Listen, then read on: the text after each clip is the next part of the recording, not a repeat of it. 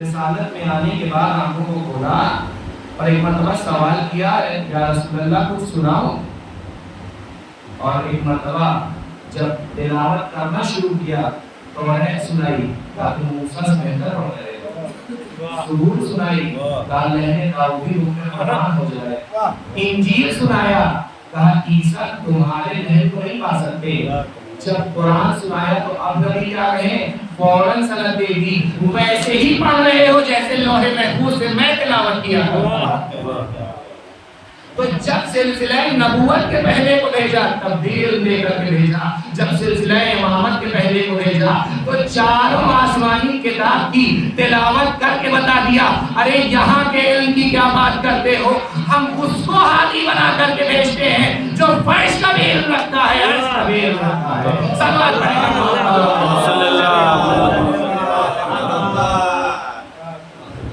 لیکن مسلمان وہ ہیں کہ دنیا کی کسی قوم نے دوسروں کے رہبروں کے اوپر اتنے اعتراض نہیں کیے ہوں گے جتنی اس امت نے اپنے رہبروں کے اوپر، اس میں بھی اشکال تلاش کر لیا امت مسلمہ نے۔ اکثر سنا اعتراض اس میں علی کا کون سا کمال تھا؟ نہیں، یہ تو آغوش رسالت کا کمال تھا جس میں آ کر علی نے تلاوت کی چاروں آسمانی کتاب کی۔ ہم نے کہا کہ ہم کب کہتے ہیں کہ رسالت کی آغوش کا کمال نہیں، بے شک رسالت کی آغوش کا کمال تھا، اس لیے کہ یہ نبی تو وہ نبی ہے کہ جو اگر سنگریزوں کو بھی اٹھا لیتا تھا تو بھیجان سنگریزے بھی تصویر پر پروردگار کرنے لگتے تھے دست رسالت پر۔ یہ کرشمہ ہے آپ کے آخری رسول کا۔ لیکن ہم نے کہا کہ اس آغوش میں جس کے ہاتھوں پہ بےجان سنگریزے تصویر پروردگار کرتے ہیں، اگر اسے آغوش کا کمال بھی مان لیا جائے تو امت مسلمہ کو پتھر سمجھ میں آ گئے مگر حیدر سمجھ نہیں آیا۔ ہم نے کہا ٹھیک ہے یہ تو آغوش جس پر پتھروں نے تصویر پروردگار کیا، تو علی تو بہرحال امام تھے، انہوں نے چاروں آسمانی کتابوں کی تلاوت کی۔ ہم نے کہا لیکن آپ یہیں پر رکے رہیے گا، آپ نے کہا یہ آغوش رسالت کا کمال تھا کہ آغوش میں آنے کے بعد علی نے چاروں آسمانی کتابوں کی تلاوت کی۔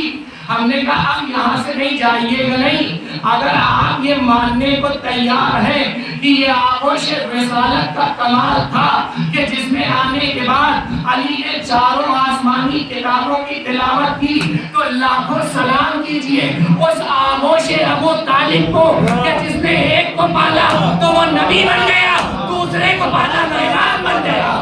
سلام پڑھے گا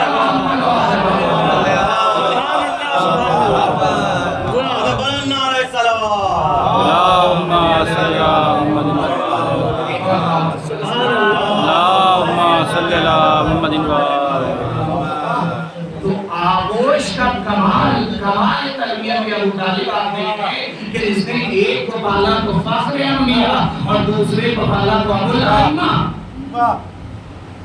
وہ آغوش ہے ابو طالب۔ تو میں عرض یہ کر رہا تھا عزیزوں کی پروردگار جب اپنے کسی ہاتھی کو بھیجتا ہے تو اس بات کا انتظار نہیں کرتا کہ وہ اس دنیا میں آنے کے بعد کوئی علم و کمال حاصل کرے، بلکہ اپنے کارخانے قدرت سے تمام علم و کمال اس کے اندر راسخ کر کے بھیجتا ہے، اور فقط یہ نہیں بلکہ انہیں معصوم بنا کر کے بھیجتا ہے، محفوظ عن الخطا۔ ان سے خطا کا امکان نہیں ہے، ورنہ خطا کاروں کے بیچ میں خطا کار کو بھیج دے امت یہی تو کہے گی نا یہ تو ہم جیسا ہے، بس امت یہی پر کنفیوز ہو گئی۔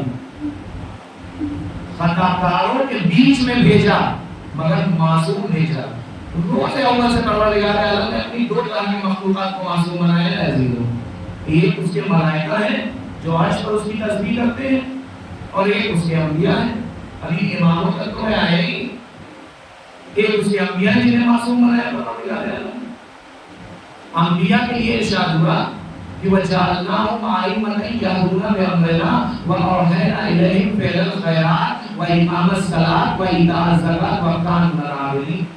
بنی اسرائیل کی انبیاء کے لیے آیت نازل ہوئی تھی جس میں پروردگار عالم نے انبیاء کی امامت کا ذکر کیا کہ اور ہم نے انہیں لیڈر بنایا، پیشوا بنایا، امام بنایا، وہ ہمارے کام اس سے ہدایت کرتے تھے، مجھے صرف ایک لفظ سے کام لینا ہے، وہ ہمارے ہم سے ہدایت کرتے تھے، یہدون بامرنا واوحینا الیہم فعل الخیرات، اور ان کے طرف وحی تھی کہ وہ فعل خیر بجانا ہے۔ اور نمازوں کو قائم کریں. یہ نماز پڑھنا اور ہے، نمازوں کو قائم کرنا اور ہے. وَإِقَامَ الصَّلَاةِ وَإِيتَاءَ الزَّکَاةِ اور زکات ادا کریں. وَكَانُوا لَنَا عَابِدِينَ اور یہ سب ہمارے ہی عبادت گزار بندے تھے. یعنی پروردگار عالم نے اس آیت کریمہ میں جہاں ایک طرف انبیاء کی ذمہ داریوں کو بیان کیا، وہاں دوسری طرف انبیاء کو سند بھی دی. وَجَعَلْنَاهُمْ أَئِمَّةً يَهْدُونَ بِأَمْرِنَا یہ تمام انبیاء وہ ہیں جن کو امام بنایا، جو ہمارے آپ سے ہدایت کرتے ہیں، فعل خیر کی وحی کی ان کے اوپر، یہ نمازیں قائم کرتے ہیں اور زکات ادا کرتے ہیں. یہ کیا ہے؟ ان کی ذمہ داریاں. لیکن ذمہ داریاں بیان کرنے کے بعد اگر خدا چپ ہو جاتا تو دنیا اشکال کرتی کہ پتہ نہیں خدا کے بنائے ہوئے ہادیوں نے یہ ذمہ داریاں ادا بھی کی یا نہیں. اسی لیے پروردگار عالم نے جہاں ذمہ داریاں بیان کی، اگلی ہی آیت میں سند دے دی وَكَانُوا لَنَا عَابِدِينَ اور یہ سب ہمارے ہی عابدین بندے ہیں. یہ سب ہمارے عابدین بندے تھے. جو کچھ ہم نے ان کی طرف حکم کیا وہ سب انہوں نے بخوبی نبھا دیا. یہ تو انبیاء کی شان تھی. سورہ اعراف میں اعلان ہوا فرشتوں کے لیے کہ ہم نے جب آدم کا پیکر بنا دیا تو ہم نے ملائکہ کو حکم دیا کہ تم سب کے سب آدم کو سجدہ کرو. فسجدوا الا ابلیس اور سب نے سجدہ کیا سوائے ابلیس کے. الا ابلیس کیوں؟ آگے پروردگار عالم نے وجہ بیان کر دی. اس لیے کہ وہ ساجدین میں سے نہیں تھا. یعنی ملائکہ کے لیے پروردگار عالم نے کیا کہا کہ ہم نے آدم کا پیکر بنایا اور ملائکہ کو حکم دیا کہ تم سجدہ کرو پیکر آدم کو، لیکن سب نے سجدہ کیا الا ابلیس. اور جنہوں نے سجدہ کیا وہ کون تھے؟ وہ سب تھے ساجدین. تو انبیاء کے لیے کیا ارشاد ہوا کہ انہوں نے اپنی ذمہ داریاں بخوبی ادا کی تو ہم نے انہیں عابدین کی سند دی. ملائکہ کے لیے ارشاد ہوا کہ وہ سب کے سب جنہوں نے آدم کو سجدہ کیا سوائے ابلیس، یہ سب ہمارے ساجدین بندے تھے. ایک کو منصب نبوت کا اہل بنایا، یعنی وہ انبیاء جو سلسلہ ہدایت ہے، لیکن ایک کو منصب نبوت کا اہل نہیں بنایا. لیکن اس کے بعد بھی ان کے منصب میں کمی نہیں ہے، ان کے عزت و شرف میں کمی نہیں ہے، بلکہ آدم کو سجدہ کرنے کے بعد بھی ان کی بندگی اتنی پسند آئی پروردگار کو کہ ابلیس کے علاوہ جتنوں نے سجدہ کیا ان سب کو پروردگار عالم نے اپنے ساجدین بندے کہا. یعنی انبیاء کی منزل معراج کیا ہے کہ یہ سب پروردگار کے عابدین بندے ہیں. ملائکہ کی منزل معراج کیا ہے کہ یہ سب پروردگار کے ساجدین بندے ہیں. لفظوں کو پلٹ کر کہوں تو یوں کہوں کہ انبیاء کی فضیلتوں کی آخری حد یہ ہے کہ پروردگار انہیں عابدین کی سند سے نواز دے، اور ملائکہ کی فضیلتوں کی آخری منزل یہ ہے کہ پروردگار انہیں ساجدین کے لقب سے نواز دے. اب دنیا ہمیں بتائے کہ اس بندے پروردگار کا، اس امام کا مرتبہ کیا ہوگا کہ جو انبیاء کے اس بزم عابدین میں آ جائے تو زین العابدین کہلائے، اور ملائکہ کی اس محفل ساجدین میں آ جائے تو سید الساجدین بن جائے.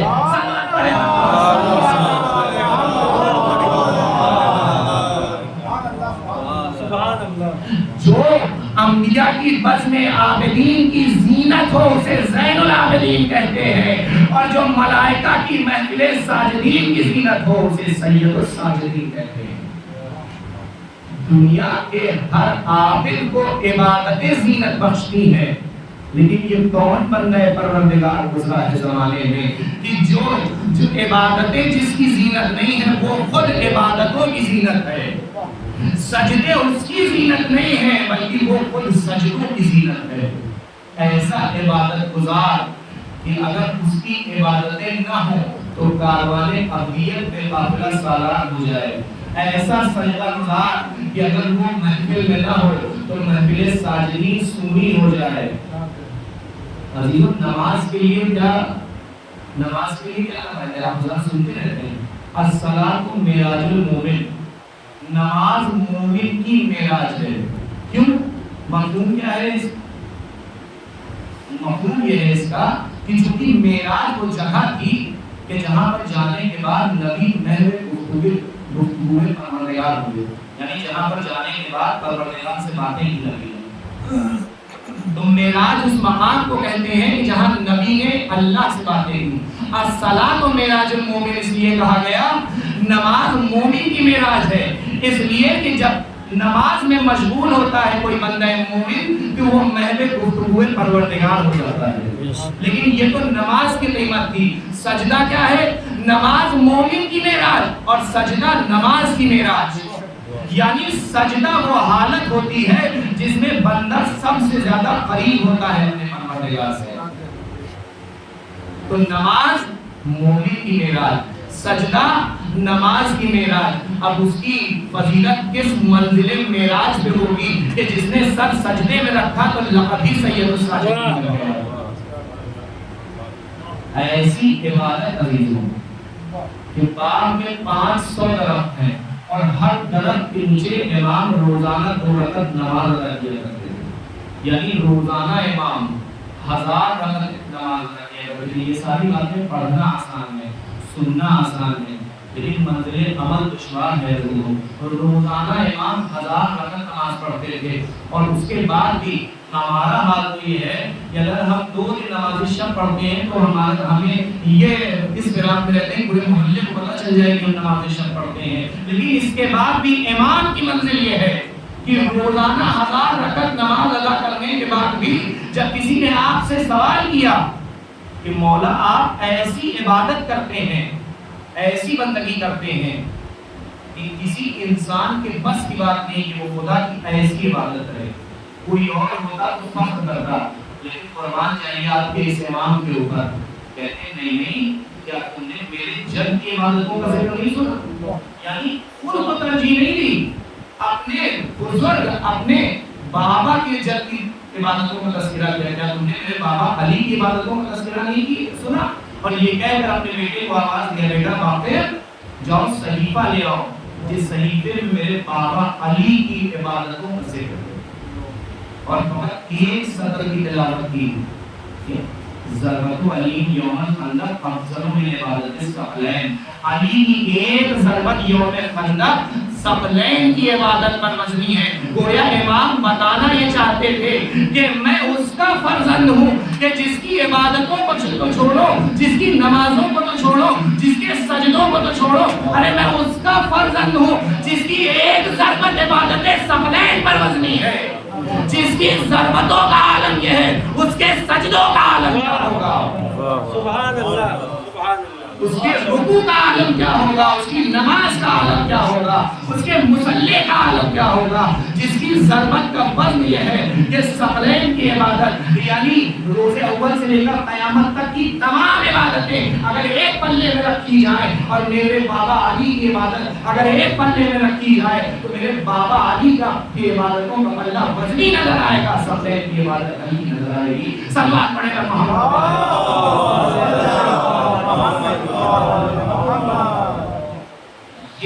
یہ منزل ہے آپ کے اس امام کی کہ جس کا لقب بھی زین العابدین ہے اور سید الساجدین ہے۔ اللہ اکبر، جس کی منزل کو انبیاء نہیں پا سکتے اور جس نے وہ کار نمایاں انجام دیا ہے۔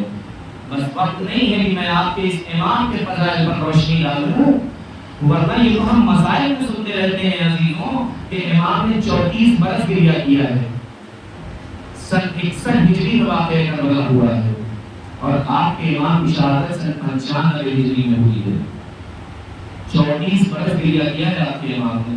لیکن ایک سوالیت نشان یہ ہے ہمارے لیے کہ ہر امام کو جب پروردگار عالم امام بناتا ہے تو امام ریسپانسبلٹی اور ذمہ داریوں کے ساتھ آتا ہے۔ تو امام جب 34 برس گریہ کر رہے تھے تو کارِ امامت کا انجام دے رہے تھے۔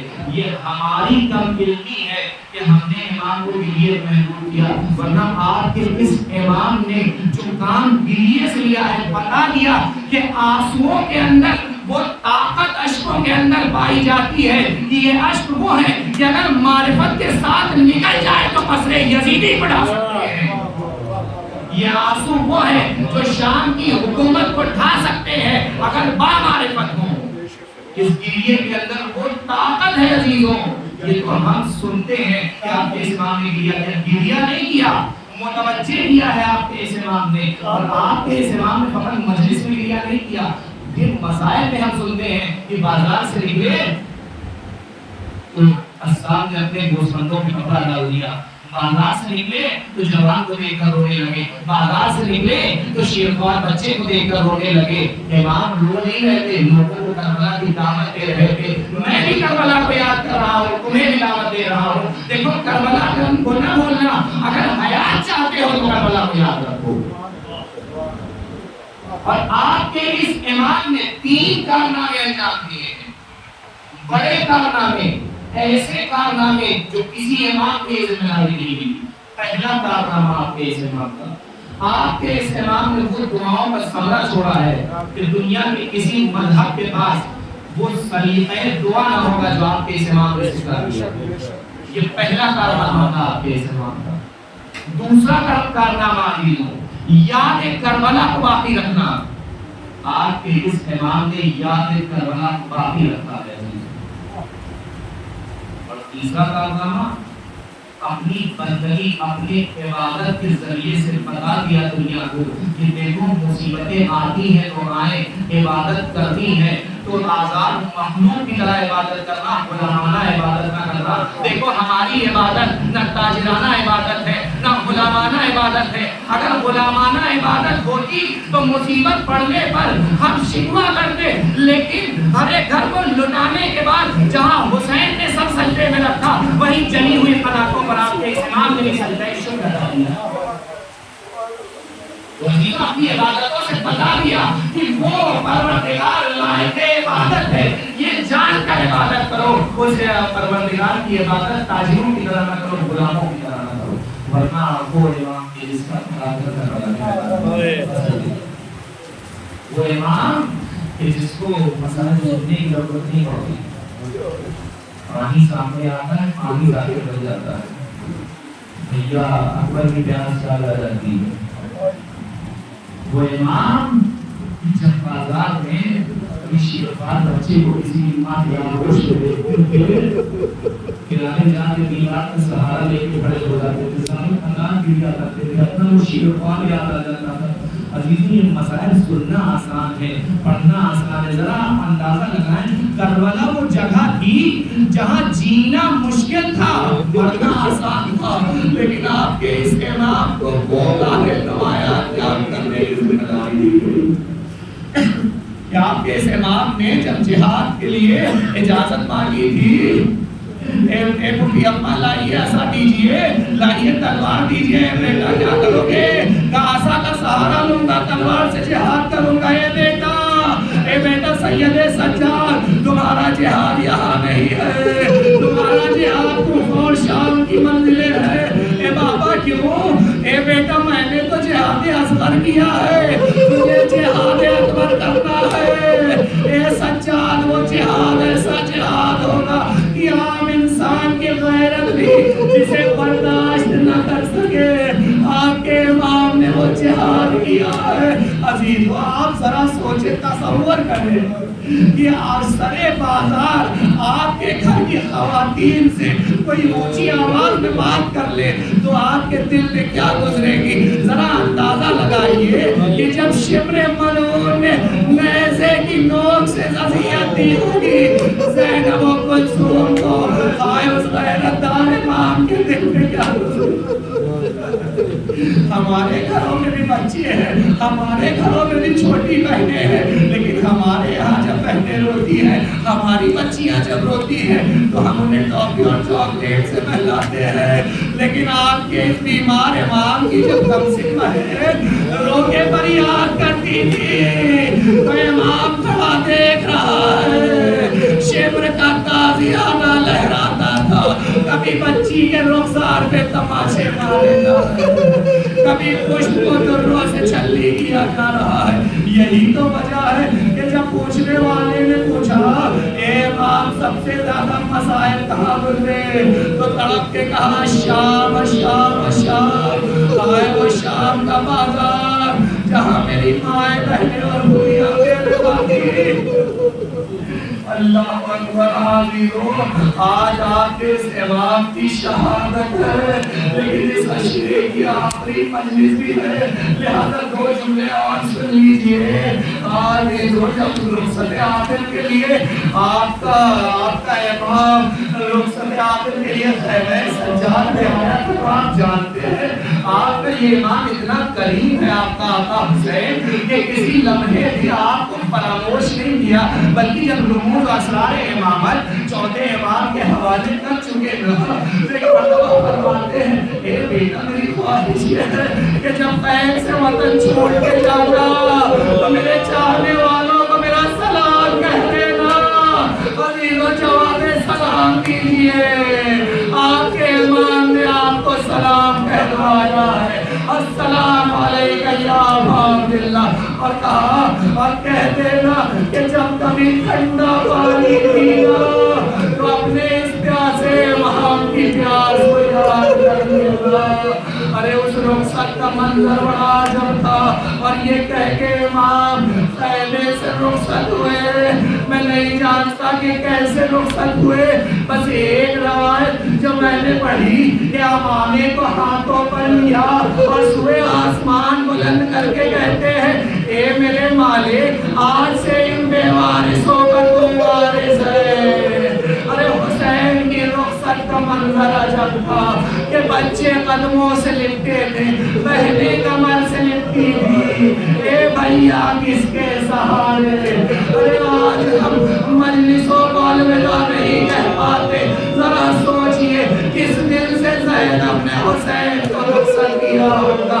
اے آقا دل چاہتا ہے ہاتھوں کو جوڑ کے عرض کرو ہم پہ خدمت ادا نہ ہو سکا ہم پہ گریہ ادا نہ ہو سکا. اے آقا جیے تو اگلے برس ہم ہیں اور یہ غم پھر ہے جو چل بسے تو یہ اپنا سلام آخر ہے. الوداع یا حسین. السلام علیکم. اِنَّا لِلَّهِ وَإِنَّا إِلَيْهِ رَاجِعُونَ. جزاءً بِخَيْرٍ نصیب. خانہ مختصر سی عذاب شرف قبولیت عطا حاضرین مجلس خانہ مجلس کی حاجات پورا فرما. اے معبود اس مہینے کو ہمارے لیے مارکت کا بہترین ذریعہ قرار دے. اے معبود ہمیں ویسا بنا دے جیسا تو چاہتا ہے. اے معبود ہمیں جو بیمار ہیں بیمار کربلا کا واسطہ ہے میرے معبود ان سب کو شفا کاملہ اور عاجلہ عنایت فرما. میرے معبود ہم میں سے جن کے بھی والدین گزر چکے ہیں ان کی قبروں کو آج کی اس تاریخ کے صدقے میں میرے معبود ان کی قبروں کو روشن اور منور فرما. جن کے والدین زندہ ہیں میرے معبود ان کے بچوں کے سروں پر ان کے سائے کو دراز فرما. میں تاجیل فرما اس لائق نبی مرشمہ کی آواز سامنے اللہ تعالیٰ تقبل منا انك انت السميع العليم.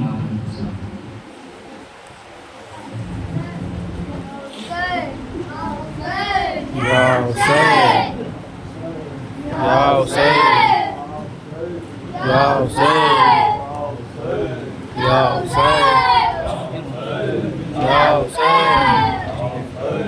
Ya Hussein,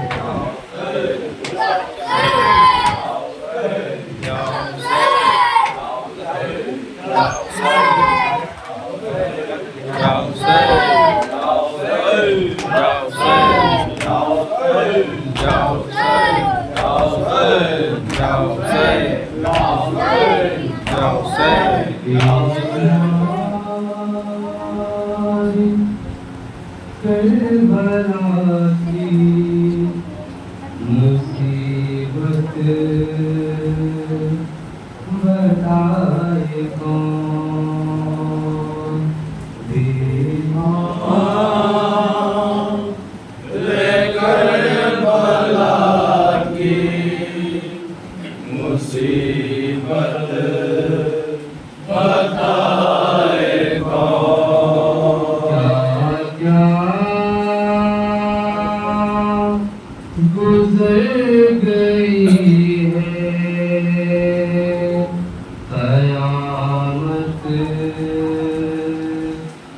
بتائے کون بیمار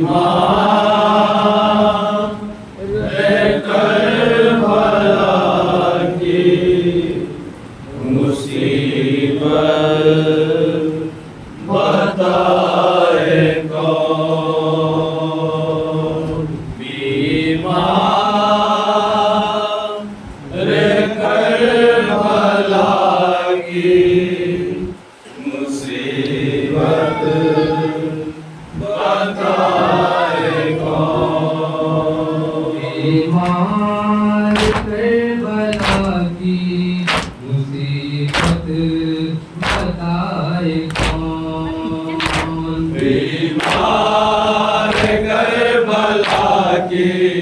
مصیبت بتائے کون بیمار کربلا کی مصیبت بتائے کون کربلا کے دشت سے زندہ شام تک کربلا کے دشت سے زندہ شام تک کیسے لوٹی حسین کی دولت بتائے کون بیمار کربلا کی مصیبت بتائے کون بیمار کربلا کی مصیبت بتائے کون عابد بھری جوانی میں لگنے لگے ضعیف عابد بھری جوانی میں لگنے لگے ضعیف بدلی کیسے وقت نے صورت بتائے کون بیمار کربلا کی مصیبت بتائے کون بیمار کربلا کی مصیبت بتائے کون 40 سال باپ کو رویا ہے غمزدہ 40 سال باپ کو رویا ہے غمزدہ 40 سال کیا رہی حالت بتائے کون بیمار کربلا کی مصیبت بتائے کون بیمار کربلا کی مصیبت بتائے کون سب کچھ لٹا کے شکر کا سجدہ ادا کیا سب کچھ لٹا کے شکر کا سجدہ ادا کیا عابد کیا ہے شان عبادت بتائے کون بیمار کربلا کی مصیبت بتائے کون بیمار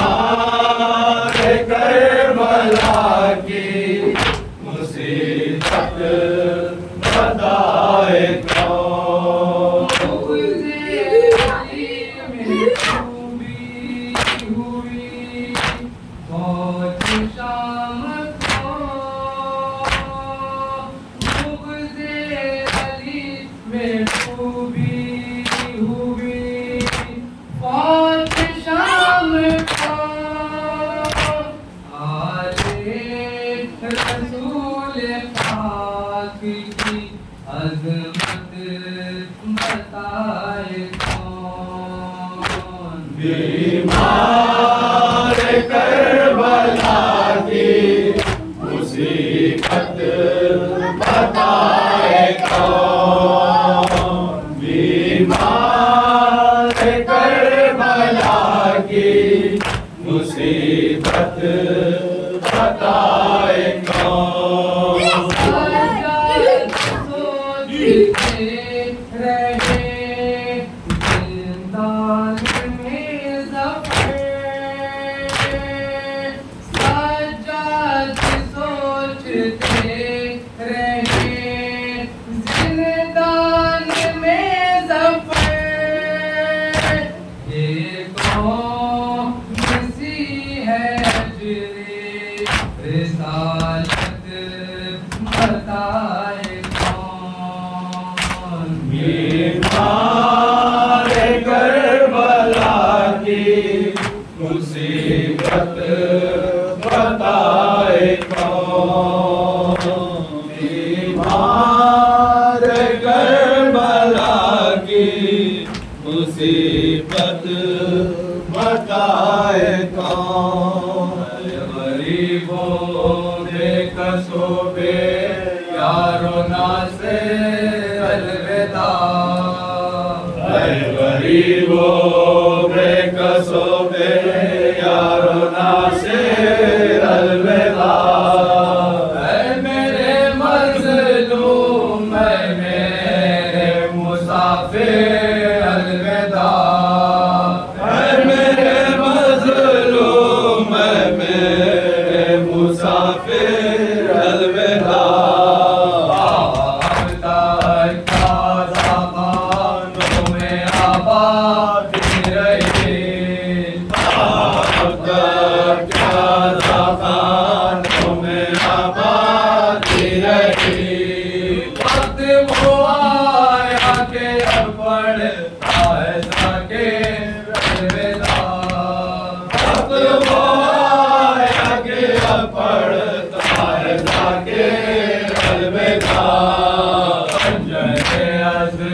چلے جاؤ پیچھے جگہ چلنے لگا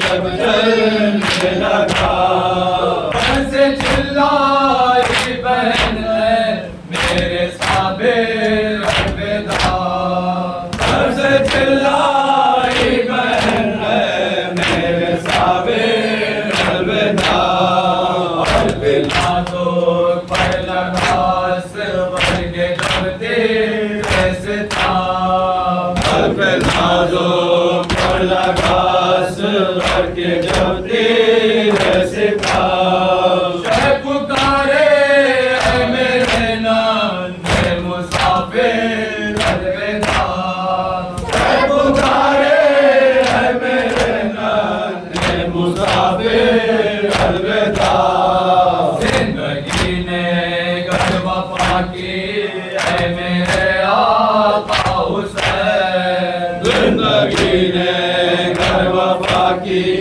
اے میرے آقا حسین سالے آئندہ پڑھیں گے آگے ہم پھر الوداع سالے آئندہ پڑھیں گے آگے ہم پھر الوداع کر رہے زندہ تو پھر ہوگی زیارت اگلے سال کر رہے زندہ تو پھر ہوگی زیارت اگلے سال ورنہ کیا ہو میرے شاعر تو یہ آخر الوداع ورنہ کیا ہو میرے شاعر تو یہ آخر الوداع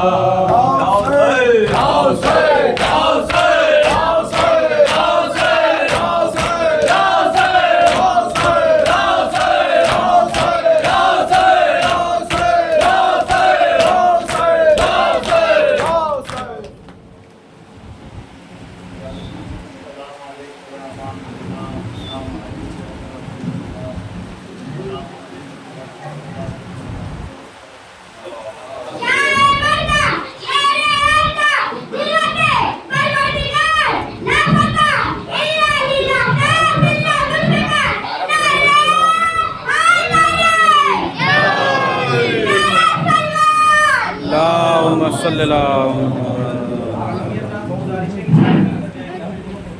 تم جاؤ ہیں تم جاؤ